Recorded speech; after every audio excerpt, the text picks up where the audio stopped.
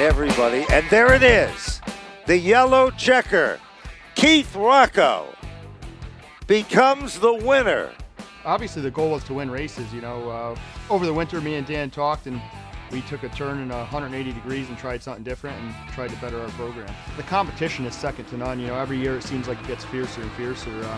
There's a lot more younger drivers that are coming up through the ranks. Mikey Flynn, Julio. I mean, they're the new up and coming drivers, and they definitely bring a fierce car. The car was fast every week, and we were very dominant, and it was just it was great to get the monkey off the back right away and get a win, because last year we went quite a ways without a win, and it was to the point where I thought, maybe it wasn't going to come.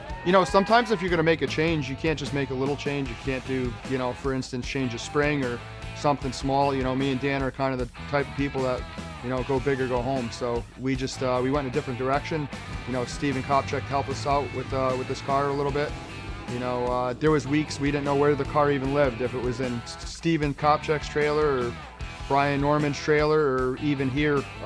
Me and Dan talked about over the winter, we're going to wing it and we're going to go with the flow and see what happens. And, it worked out. Avery Construction, without them, I can't do what I do.